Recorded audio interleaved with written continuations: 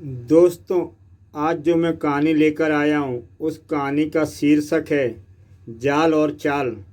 देखते हैं ये कैसी कहानी है। प्राकृतिक प्राणी जगत की सबसे बड़ी पालक भी है और विनाशक भी। और यह सर्वविदित कि जब प्राकृतिक पालक के रूप में होती है तो खुशहाली और जीवन देती है, और जब विनाशक के रूप में होती है तो मचाती है विनाश और देती है मौत। बचाओ। तभी एक आवाज सुनाई देती है, निर्भय हो जाओ, तुम सुरक्षित हो। शक्ति पहुंच चुकी थी वहां, और शक्ति के पहुंचने का मतलब था कि वहां सिर्फ कुछ नारियां ही नहीं बल्कि सभी सुरक्षित थे। केरल के समुद्री तटीय क्षेत्र में मात्र समुद्री तूफान ही नहीं बल्कि भूकंप भी आया हुआ है। दोनों भयंकर प्राकृतिक विपदाएं एक साथ, और वो भी एकदम अचानक। न समुद्री तूफान के बारे में मौसम वैज्ञानिक का कुछ जान पाए, और न ही भूकंप के बारे में भूवैज्ञानिकों को कुछ पता चला। वो तो अच्छा हुआ कुछ नारियों की चीख मेरे कानों तक सही समय पर पहुंच गई, नहीं तो यहाँ लाशों का ढेर लग जाता। भूकंप और तूफान में फंसे सभी लोगों को मैंने सुरक्षित स्थान पर पहुंचा दिया है। अब किसी की भी जान का खतरा नहीं। इसलिए मुझे वापस लौटना होगा, चंदा बनकर पालिका पार्किंग की उस शॉप पर जिसके सेल्समैन को मैंने दूसरा परफ्यूम दिखाने के लिए शोकेस की तरफ मोड़ा था। और इतने में ही मैं शक्ति बनकर केरल पहुंच गई थी। वह परफ्यूम लेकर ऊपर उठ रहा है। सही समय पर पहुंची मैं, नहीं तो मुझे अपने सामने ना पाकर यह हक्का बक्का रह जाता। यह परफ्यूम आपको जरूर पसंद आएगा मैडम। अच्छा है, मुझे एक अच्छी सी ड्रेस भी दिखाइए, कोई दूसरी दिखाइए। एक्सक्यूज मी मैडम, आपको तुरंत इस स्टोर से बाहर जाना होगा क्योंकि आपने यहाँ चोरी की है। मैंने चोरी की? क्या बकवास है ये। आपने परफ्यूम को चोरी से अपने हैंडबैग में रखा है। मैंने अपनी आंखों से देखा है। ये रहा।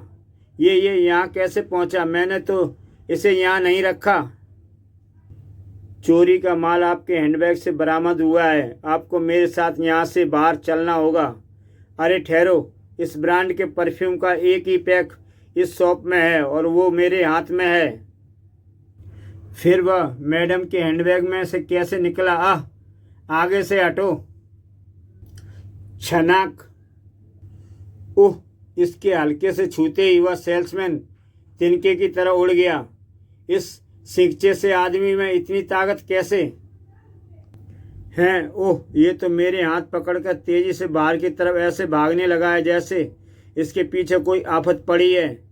क्या चक्कर है ये? यह ऐसा क्यों कर रहा है?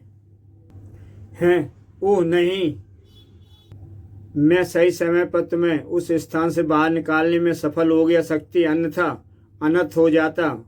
उस शख्स के कर्ण से निकले शब्दों ने चंदा के मस्तिष्क में वहां हुए धमाके से भी बड़ा धमाका किया था। लेकिन अभी तो उसने अपने आप को सामान्य बनाए रखा था। उसने, ये तुम शक्ति किसे कह रहे हो? मेरा नाम शक्ति नहीं, चंदा है। हाँ, मनुष्य रूप में तुम्हारा नाम चंदा ही है, लेकिन तुम्हारे अंदर उस देवी शक्ति का भी अंश है जो देवी शक्ति के रूप में जानी जाती है। लेकिन कोई लेकिन वेकिन नहीं। मेरी दिव्य दृष्टि से ना तुम्हारी वास्तविकता छिपी है और ना ही तुम्हारा स्वरूप। ओह, शक्ति को इस बार कुछ कहने का अवसर नहीं मिला क्योंकि वहां गूंजी बहुत सी चीखें उसके कानों में पिघलते शीशे की तरह प्रवेश करती चली गई। ओह, इस रहस्यमय शख्स की असलियत जानने के चक्कर में मैं ये भूल ही गई कि अभी यहाँ तो विस्फोट हुआ है, उसमें कई बेगुनाह जिंदगियां फंस गई हैं। मुझे उन्हें बचाना होगा और उसके लिए मुझे शक्ति का रूप धारण करना होगा। हालांकि इस समय यह रहस्यमय शख्स मौजूद है, लेकिन इसके सामने मुझे शक्ति बनने में कोई ऐतराज नहीं क्योंकि यह जानता है कि मैं ही शक्ति हूँ। बचाओ, जल्दी बचाओ। तुमसे ज़्यादा मुझे उन्हें बचाने की जल्दी है। शक्ति बचाने में तत्पर थी। क्योंकि जितनी जल्दी मैं तुम्हें बचाऊंगी उतनी जल्दी उस रहस्यमय शख्स से पूछताछ करके यह जान पाऊंगी कि वह कौन है, कहाँ से आया है। ओह, यहाँ तो आग तेजी से फैलती जा रही है। जल्दी यह भयंकर रूप धारण कर लेगी। मुझे इस पर काबू पाना होगा और इसके लिए मुझे अपनी ऊष्मा से उस वाटर टैंक को पिघालना होगा कि उसमें भरा पानी यहाँ बरसकर इस आग को बुझा दे। यहाँ फंसे लोग भी सुरक्षित स्थान पर पहुँच गए और आग भी ठंडी हो गई। अब मेरे पास समय है कि मैं अपने सवालों की आग को भी ठंडा करूं। मेरा नाम कटाक है। पृथ्वी के रक्षकों के वंशज। युगों पहले देवताओं के स्वर्ग से स्थापित होने के पश्चात मेरे पूर्वजों ने ही पृथ्वी की रक्षा का बीड़ा उठाया था, जिसे अपनी पूर्ण और दिव्य शक्तियों की सहायता से मैं आज भी अंजाम दे रहा हूँ। परंतु मुझे लग रहा है कि मैं आगे ऐसा कर नहीं पाऊंगा, क्योंकि दुष्ट और राक्षसी शक्तियों ने स्वयं को अत्यंत शक्तिशाली कर लिया है और वे पृथ्वी को टुकड़े टुकड़े करके उसे नष्ट करने पर तुले हुए हैं। मैंने अपनी दिव्य शक्तियों से रोकने का बहुत प्रयत्न किया, परंतु उनकी बढ़ी हुई शक्तियों ने मुझे सफल होने नहीं दिया। मुझे परास्त करने के बाद उन्हें मालूम हुआ कि शक्ति नामक एक देवी शक्ति भी पृथ्वी की रक्षा करने के लिए मानवीय रूप में रह रही है। इसलिए उन्होंने तुम्हें समाप्त करना चाहा, परंतु मैंने ऐसा नहीं होने दिया, क्योंकि मैं जानता हूँ कि बस एक तुम ही हो जो इस समय विनाश के कगार पर खड़ी पृथ्वी को बचा सकती हो। मैं तुम्हें बताता हूँ कि तुम ऐसा कैसे करो। तभी एक शक्ति उसके सीने से आ टकराती है। बस बहुत बोल लिया, अब तू बंद कर अपनी जुबान को हमेशा के लिए। ओह, हट पीछे। अच्छा हुआ तू खुद मेरे सामने आ गई। प्रचंड भुज, तेरा ही शिकार करने आया है। तू शिकार होने आया है, मुझ पर ऊष्मा फेंक रही है तू। ऊष्मा मेरा क्या बिगाड़ेगी? मैं तो खुद ऊष्मा का चलता फिरता उदाहरण हूँ। देख, ओह बिजलियाँ, ये बिजलियाँ ही तुझे राख बनाएंगी। आज तक तो कोई ऐसा कर नहीं पाया, तू कैसे कर पाएगा? अपनी शक्ति से बने इन हथियारों पर उछल रही है। जरा देख तो मेरी बिजलियाँ, इनका कितना बुरा हाल करती हैं। ओह, उसकी भुजाओं से निकली बिजलियों ने मेरे छोटे हथियारों को उसके पास भटकने ही नहीं दिया। मुझे यह बड़ा हथियार इस्तेमाल करना होगा।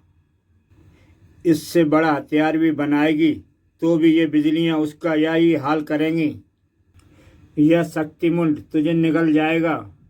हाँ, निगल तो जाएगा, अगर मेरे पास तक पहुंच पाएगा। ओह, ये तो अभी भी मेरी तरफ बढ़ता आ रहा है।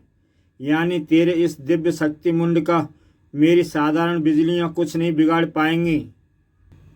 कोई बात नहीं, मेरे पास बिजलियों का ऐसा तंत्र युक्त वेग भी है जिससे यह हरगिज नहीं बचेगा। असर तुरंत हुआ। ओह, इसकी तंत्र युक्त बिजलियों के वेग को शक्ति मुंड सह नहीं पा रहा है।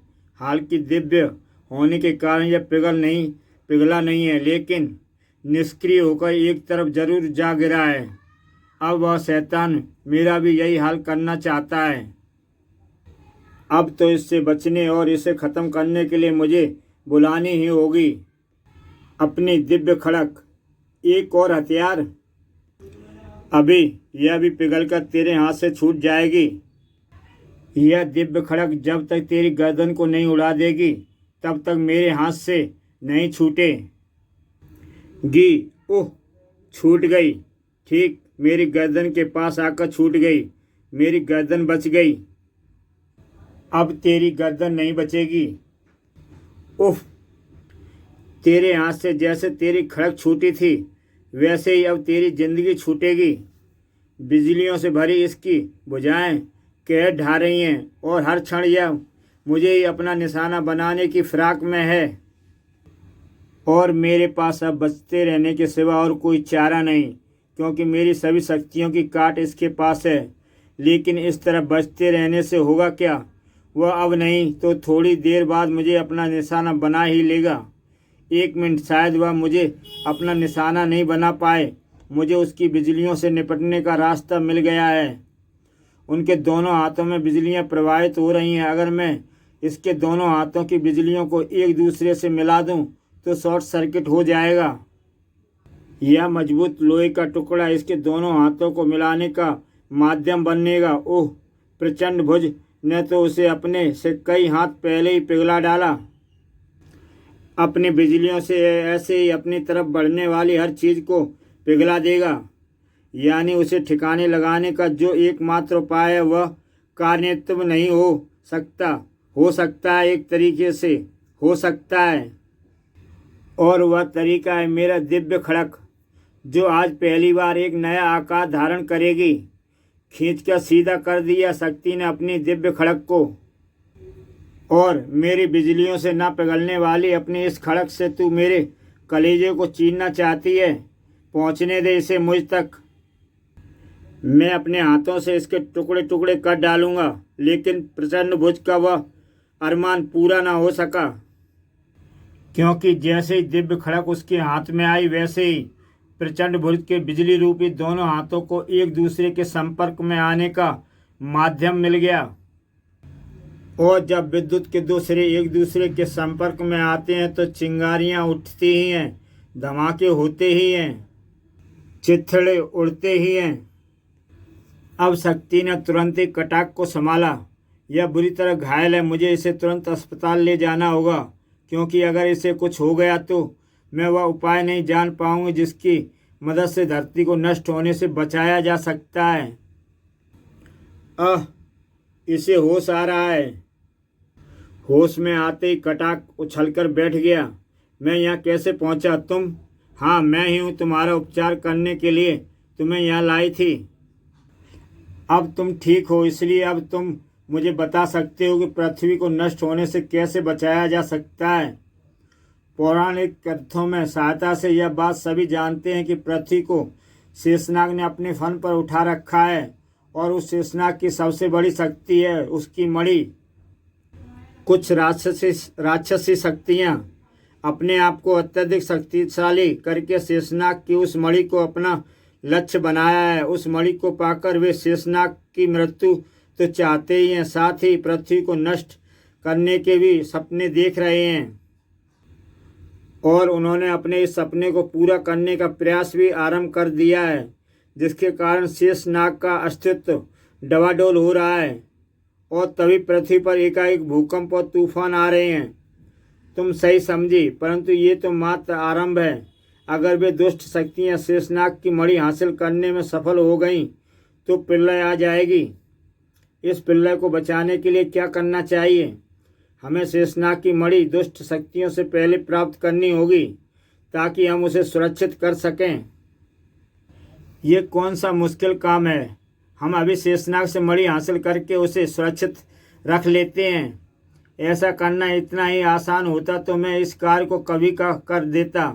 राक्षस शक्तियों ने इसका पूरा प्रबंध कर रखा है कि मेरे और तुम्हारे जैसी कोई भी रक्षक शक्ति शेषनाग तक पहुंचकर उससे मणि को अलग न कर सके। इसके लिए उन्होंने जगह जगह पर सैकड़ों ऐसी मुश्किलें का अंबार लगा रखा है जो मौत को भी मौत देने में सक्षम है। कोई बात नहीं, शक्ति हर मुश्किल को ध्वस्त करके शेषनाग की मणि तक पहुंच जाएगी। नहीं पहुंच पाएगी। मैं तुम्हें यहाँ से कहीं जाने नहीं दूंगी। कटा, ओह, तू यहाँ कैसे? तूने अपने शक्तियों के आसपास जो सुरक्षा चक्र घेरा बनाया हुआ था उसके रहते मुझे तुझे ढूंढने में परेशानी बहुत हुई, लेकिन मैं तुझ तक पहुंच ही गया तेरे इस स्वप्न को नष्ट करने जिसे तू शक्ति के बल पर साकार करने में जुटा हुआ है। ओह, यह वही दुष्ट राक्षस है शक्ति जिसने हमें समाप्त करने के लिए अपनी शक्ति भेजी थी। यह तुम्हें रोकना चाहता है, लेकिन तुम्हें रुकना नहीं है। तुम जाओ यहाँ से, मैं इससे निपट लूँगा। किंतु परंतु करने का समय नहीं है शक्ति। प्रश्न पृथ्वी और सारी मानवता को नष्ट होने से बचाने का है, इसलिए तुम मेरी चिंता मत करो। तुम तुरंत ही यहाँ से पृथ्वी के गर्भ में स्थित अपने लक्ष्य की तरफ प्रस्थान करो। ठीक है, अगर ये तुम्हारी यही इच्छा है तो मैं जाती हूँ। शक्ति गई। शक्ति शेषनाग से मणि को अलग करने गई। अब तू मुझे सफल होने से कैसे रोकेगा? बता, कैसे रोकेगा? जल्दी। शक्ति ने अपने लक्ष्य की तरफ बढ़ना शुरू कर दिया है। शाबाश शक्ति, बढ़, जल्दी बढ़, क्योंकि जितनी जल्दी तू मेरे बताए लक्ष्य तक पहुंचेगी उतनी जल्दी मेरा उद्देश्य सफल होगा। और इसी के साथ इसके और उसके साथियों का दुष्ट उद्देश्य धूल में मिलेगा। ऐसा नहीं होगा। अगर शक्ति किसी तरह शेषनाग की मणि ले भी आई तो भी तू जो चाहता है वैसा नहीं होगा। शेषनाग के शीश के बिना उसकी मणि कहीं भी प्रभावी नहीं है होगी। और इसके लिए होगा क्या? मैंने उसकी पूरी तैयारी कर रखी है। मैंने शेषनाग जैसा ही एक शक्ति का प्रबंध कर रखा है। शेषनाग की मणि उसके शीश पर स्थापित होकर ठीक वैसे ही कार्य करेगी जैसे शेषनाग के शीश पर करती है। अंतर मात्र इतना होगा कि वह मेरी मर्जी से होगा। जैसा मैं चाहूँगा ठीक वैसा होगा। तू झूठ बोल रहा है। तेरे पास शेषनाग जैसी किसी शक्ति का कोई प्रबंध नहीं। अगर ऐसा होता तो वह शक्ति तेरे साथ होती। वह शक्ति भी मेरे साथ होगी। तेरे साथ साथ सारा संसार भी उसे देखेगा। और मुझे पूरी आशा है कि शक्ति इस पूर्ण कार्य को अति शीघ्र पूरा कर देगी। नहीं, मैं ऐसा नहीं होने दूंगा। ऐसा ही होगा। लेकिन जिधर शक्ति बढ़ रही थी उधर निर्विघ्न रूप से ज़्यादा देर नहीं बढ़ा जा सकता था। इसलिए शक्ति रुकी और ऐसी स्थिति में रुकी जिसकी उसने कल्पना भी नहीं की थी। उड़ते उड़ते अचानक ना जाने क्या हुआ कि मैं परकटे पंछी की भांति नीचे आ गिरी, वो भी इस रहस्यमय गोले में। खैर, अब मुझे तुरंत ही इससे बाहर निकलना चाहिए। ओह नहीं, ये क्या? मैं तो यहाँ से बाहर की तरफ कदम भी नहीं बढ़ा पा रही और ना ही अपनी पूरी ताकत लगाने के बाद यहाँ से उड़ पा रही हूँ। लगा चाहे जितनी भी ताकत लगा। शक्ति आवाज़ की दिशा में घूमी। मेरे बनाए इस फांस चक्र से बाहर निकलकर कहीं नहीं जा पाएगी। हाँ, तेरे शरीर से वह आत्मा अवश्य यहाँ से निकलकर बाहर जा सकती है जिसने शेषनाग की मणि को प्राप्त करने का सपना देखा है। ओह, वह अपने हाथ रूपी विचित्र हथियार से मुझ पर प्रहार करने मेरे शरीर से मेरी आत्मा निकालना चाहता है।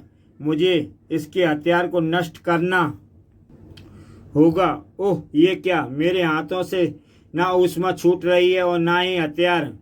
अपने शक्तियों का प्रयोग करने का बेकार प्रयत्न कर रही है तू। इस फांस चक्र में फंसकर ब्रह्मांड की हर शक्ति निष्क्रिय हो जाती है। यहाँ तक कि इसमें मेरी शक्तियाँ भी बेकार हो जाएंगी, जबकि मैं इसका निर्माता हूँ। इसलिए मैं इस चक्र से बाहर खड़ा होकर तुझे पर प्रहार कर रहा हूँ। ऐसा है तो मैं अभी इस चक्र को तोड़कर बाहर आती हूँ। तेरी यह कोशिश भी बेकार है। मेरे सिवा इस फांस चक्र को कोई और नहीं तोड़ सकता और मैं उसे तोड़ूंगा क्यों? मैं तो तेरी सांसें तोड़ने में जुटा हूँ। इसका हाथ रूपी हथियार अलग अलग और खतरनाक रूप धरकर मुझ पर वार कर रहा है और हर वार असहनीय है। लेकिन इन असहनीय वारों को सहने के सिवा मैं कर भी क्या सकती हूँ? इस छोटी सी जगह पर मैं इसके वारों से बचाव के लिए कुछ नहीं कर सकती। यहाँ से बाहर भी नहीं निकल सकती। तो फिर क्या करूँ? शरीर से आत्मा निकलने की प्रतीक्षा नहीं। एक काम और हो सकता है। इस बार मैं इसके हाथ हथियार को अपने शरीर से ही नहीं निकलने दूं। इसे मजबूती से पकड़ लूं और अपने शारीरिक शक्ति के एक एक कतरे का प्रयोग करूं ताकि वह कुछ समझने से पहले ही मेरे पास फांस चक्र में आ गिरे। ओह ओह, मेरा हथियार, मेरी शक्ति, सभी कुछ समाप्त हो गया। होना ही था, क्योंकि इस समय तू फांस चक्र में मौजूद है।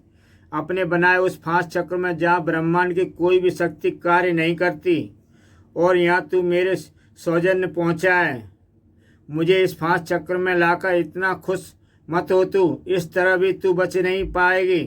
क्योंकि शीघ्र ही इस फांस चक्र से अत्यंत विषैली वायु छूटेगी जो तुझे कुछ ही क्षणों में समाप्त कर डालेगी। अगर विषैली वायु मुझे समाप्त करेगी तो तू कौन सा बच पाएगा। ब्रह्मांड की हर शक्ति को विवश करने वाला यह फ्रांस चक्र मेरे सामने नहीं टिक पाएगा, क्योंकि मेरे लिए इसे तोड़कर इससे बाहर निकलना और पलक झपकते ही फिर से इसका निर्माण करना बाएं हाथ का खेल है। अब बोल, अब कैसी रही? अरे कहाँ गई वह? फांस चक्र में वह कहीं भी नजर नहीं आ रही। कैसे नजर आऊंगी जब तू फांस चक्र से बाहर निकल सकता है? तो क्या तेरे साथ साथ मैं नहीं निकल सकती? फांस चक्र से इस तरह निकलने के लिए ही तो मैंने तुझे अंदर खींचा था। तेरी यह चालाकी तुझे बचा नहीं पाएगी।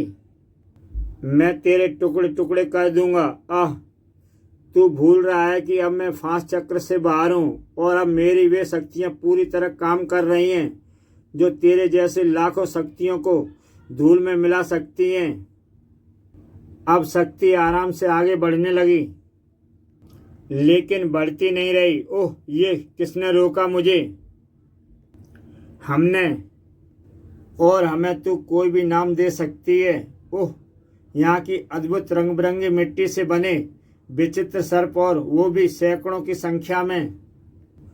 ओह, ये तो अपने मुंह से ढेरों मिट्टी उगलकर मुझे भी मिट्टी के पुतले में बदल देना चाहते हैं। ये ऐसा करने में सफल हो पाए उससे पहले ही मुझे इन्हें खत्म कर देना चाहिए। ओह, ये क्या? जैसे ही मैंने उन विचित्र सर्पों पर प्रहार किया वैसे ही वे सभी खुद ही मंगूर होकर यहाँ मिट्टी में मिल गए। चलो, अच्छा हुआ मुझे उन्हें खत्म करने के लिए अपनी शक्ति को व्यर्थ ही खर्च नहीं करना पड़ा। ओह भड़ाक, इस बात जो पछाड़ खाकर गिरी शक्ति तो फिर संभल न पाई। शक्तियाँ तेरी को धोखा देने के लिए हम सब कुछ भंगूर होकर यहाँ की मिट्टी में मिल गए थे। तू हमारी चाल में फंस गई। ओह, अब हमारे जाल में फंसी हुई है और हमारे इस जाल से तुझे तेरी मृत्यु ही बाहर निकालेगी। यह विचित्र सर्प शायद ठीक कह रहे हैं, क्योंकि इन्होंने अपने साथियों के साथ मुझे बहुत ही बुरी तरह जकड़ रखा है, और वो भी इस तरह कि मैं अपनी किसी भी शक्ति का प्रयोग इन पर नहीं कर सकती, क्योंकि मेरे चेहरा, मेरा हाथ, सभी कुछ जमीन की तरफ है। ऐसे में अगर मैं अपनी कोई शक्ति छोड़ूंगी भी तो वो सीधा जमीन में प्रवेश करेगी। यहाँ की अद्भुत मिट्टी से बने इस विचित्र सर्पों को उनका कोई प्रभाव नहीं पड़ेगा, जो मेरे मांस और हड्डियों को एक एक करके वे पर तुले हुए हैं, और जल्द ये ऐसा कर भी डालेंगे।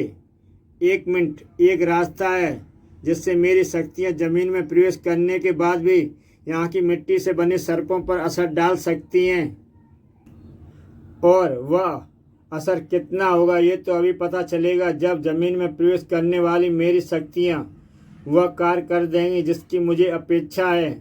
कर दिया। मेरी शक्तियों ने यहाँ की जमीन के नीचे मौजूद जल स्रोत को फोड़कर मेरी अपेक्षित कार्य कर दिया। अब देखूं वह कार्य होता है या नहीं जिसके बल पर मैं बचने की सोच रही हूँ। हो रहा है, वह कार्य भी हो रहा है। जल स्रोत से निकलकर पानी यहाँ बरसकर मिट्टी से बने इन सर्पों को तेजी से घोल रहा है। अब मेरे पास समय है कि मैं अपने आप को इन सर्पों के जाल से मुक्त कर लूं। जल स्रोत का बरसता पानी उन विचित्र सर्पों को घोलकर उन्हें यहाँ की जमीन की गीली मिट्टी में मिला रहा है। जब तक यहाँ की मिट्टी गीली है तब तक वे सर्प दोबारा अपना रूप धारण नहीं कर सकते। जब तक ऐसा होगा तब तक तो ना जाने मैं कहीं की कहाँ पहुँचूंगी। जिस तरह तुम आगे बढ़ रही हो शक्ति, उस तरह तुम्हें अपने लक्ष्य तक पहुँचने में भला देरी कितनी लगेगी। धन्य है मैं जो तुम जैसी देवी मेरी सहायता कर रही हैं। ओह, अचानक उसकी आंखें चमक उठी। चमकती भी क्यों ना, शक्ति वहाँ जो पहुँच चुकी थी जहाँ उसे पहुँचना था। पृथ्वी को संभाले हुए शेषनाग भी मेरे सामने है, और उसके मस्तक पर स्थिर वह मणि भी जिसे मैंने प्राप्त करना है। ओह, शेषनाग ने मुझ पर प्रहार किया। मुझे ऐसे ही आशा थी। अब मुझे भी प्रत्युत्तर में प्रहार करना है ताकि मैं शेषनाग की शक्ति का मुकाबला करके उसे चकमा देकर उसके मस्तक पर स्थित मणि तक पहुंच जाऊं और मणि को प्राप्त कर लूं। शक्ति का हाथ शेषनाग के मस्तक पर स्थित मणि तक पहुंचा। इसी के साथ कटांग खुशी से नाच उठा। शक्ति ने शेषनाग की मणि प्राप्त कर ली। वह शक्ति, वाह, तुम धन्य हो। अब शीघ्र ही वह मणि मेरे हाथों में होगी। सही कहा कटाक, मैं तुम्हारे हाथों में देने के लिए मणि ले आई। यह लो, मुझे शेषनाग की मणि मिल गई। मेरे सबसे बड़ा उद्देश्य पूरा हो गया। अब मुझे कोई नहीं रोक सकता इस पृथ्वी को नष्ट करने से। तुम कटाक नहीं हो, तुम तो कोई शैतानी शक्ति हो। हा हा हा, बहुत देर से पहचाना शक्ति, लेकिन एकदम सही पहचाना। मैं हूँ ब्रह्मांड की सबसे बड़ी शैतानी शक्ति, राक्षस सम्राट रक्तासु। सदियों से मैं पृथ्वी को नष्ट करके राक्षसी राज्य स्थापित करने की सोच रहा हूँ। ऐसा करने के लिए मैंने लाखों जाल बिछाए, लेकिन जब कोई भी सफल नहीं हो पाया तो मैंने चाल चलने की ठान ली। मुझे शेषनाग मणि की आवश्यकता थी। तुम इस शेषनाग के मस्तक से मणि प्राप्त कर सकती थी, परंतु इस कार्य को तुम मेरे ढंग से कभी न करती। तब मैंने अपनी शक्तियों से पृथ्वी पर भूकंप और तूफान लाने और स्वयं को पृथ्वी रक्षक कटाक बनाने की चाल चली, जो असल मेरी ही शैतानी शक्तियां थीं। ये तो पृथ्वी के रक्षकों का वंशज कटाक है जो तुम्हें बचाने आया था, लेकिन मैंने इसकी एक न चलने दी और तुम्हारे मस्तिष्क को भ्रमित करके तुम्हें शेषनाग की शैतानी शक्तियों के प्रभाव से कमजोर होने की कहानी सुनाई, जिसका असर तुम पर असर हुआ। तुमने शेषनाग की यह मणि मेरे हाथों में लाकर रख दी। अब इस मणि के बल पर तू पृथ्वी को नष्ट होते अपनी आंखों से देखेगी, क्योंकि इस मणि को अब मैं शेषनाग जैसी उस शक्ति के मस्तक पर स्थापित करूंगा, जो मणि को धारण करने के पश्चात शेषनाग को भगाकर स्वयं पृथ्वी के बोझ को संभालेगी। जब तक मैं चाहूँगा तब तक उसे मेरे इशारे पर नचाएगी और जब मैं चाहूँगा तब उसे नष्ट कर देगी। अब तक मैंने उन शक्तियों को छिपाए रखा, मगर अब मेरे संसार के साथ तू भी उस शक्ति से मिल सकती है जिसका नाम है अष्टनाग। ये मैंने अष्टनाग के मस्तक पर शेषनाग की मणि रखी। अब तैयार हो जा पृथ्वी का नाश देखने के लिए। पृथ्वी का बाल भी बांका नहीं होने वाला रक्तांशु, क्योंकि जिस मणि को पाकर तू उछल रहा है वह वास्तविक मणि नहीं है, बल्कि उसकी प्रतिलिपि है। वास्तविक मणि तो अभी भी शेषनाग के मस्तक पर सुशोभित है। ऐसा कैसे हो सकता है, बताती हूँ।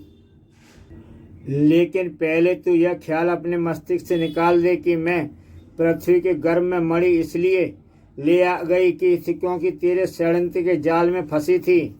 नहीं, तेरा जाल तो मेरे सामने उसी समय खुल गया था जब वास्तविक पृथ्वी रक्षक कटाक पहली बार मेरे सामने आया था। याद कर, उस समय तूने बेध्यानी में उसके वास्तविक नाम से पुकारने की कोशिश की थी, लेकिन फिर एकाएक तू अपनी जुबान पर काबू पाकर मुझे पृथ्वी के गर्भ में भेजने के लिए मरा जाने लगा। मैंने उसी समय तेरे षड्यंत्र की सच्चाई जानने की ठान ली और तुझे दिखाने के लिए उसी समय पृथ्वी के गर्भ में जाने का नाटक किया। सच्चाई यह थी कि मैं प्रकाश की गति से वापस लौट आई थी और फिर जिस समय तू कटाक को बंदी बनाकर उसे अपने उद्देश्य बता रहा था, उस समय मैं भी वहाँ मौजूद थी। वहाँ मुझे सब कुछ पता चला। मैं तुझे उसी समय समाप्त कर देना चाहती थी, लेकिन फिर मैंने खुद को रोका, यह सोचकर कि तेरे खत्म होने से कुछ नहीं होगा। बात तो तब बनेगी जब तेरे साथ वह गुप्त शक्ति भी खत्म हो, नहीं तो तेरे बाद तेरे कोई वंशज फिर से शेषनाग की मणि प्राप्त करने का प्रयास करेगा। बस यही सोचकर मैं शेषनाग की मणि लेने निकल पड़ी और यह योजना मैंने पहले से ही बना रखी थी कि तेरे हाथों तक वास्तविक मणि की प्रतिलिपि पहुंचे। मैं अपनी चाल से तेरे जाल को काट भी चुकी हूँ रक्तांशु। अब तू भी सामने के और तेरी अष्टनाग नामक गुप्त शक्ति भी, ओह, और साथ ही तेरी मृत्यु भी सामने है। मृत्यु मेरी नहीं, तेरी इस गुप्त शक्ति की ओर तेरी आई है रक्तांशु। आह, अपनी गुप्त शक्तियों के साथ शक्ति के तीसरे नेत्र का शिकार हो गया रक्तांशु। और अब क्षमा कीजिएगा, मेरे कारण आपको कष्ट हुआ। इसमें क्षमा मांगने की कोई बात नहीं सकती। हम पृथ्वी के रक्षकों को ना जाने ऐसे कितने कष्ट सहने पड़ते हैं। आपने सही कहा, पृथ्वी के रक्षकों को कष्ट सहना ही पड़ता है, और उन्हें यह कष्ट तब तक सहना पड़ेगा जब तक पृथ्वी पर एक भी दुष्ट शक्ति धारक शैतान जीवित है। इसी के साथ दोस्तों ये कहानी समाप्त होती है। कहानी अच्छी लगी हो तो मेरा YouTube चैनल सब्सक्राइब करें और देखें ऐसी बेहतरीन कहानियाँ। कल फिर मिलूँगा एक नई कहानी के साथ।